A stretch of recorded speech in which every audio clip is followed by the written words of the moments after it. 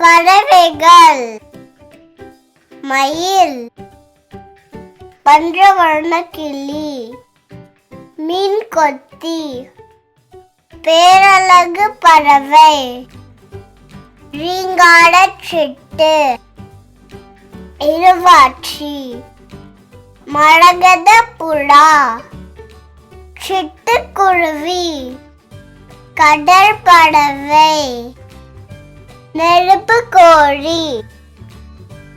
Thanks for watching.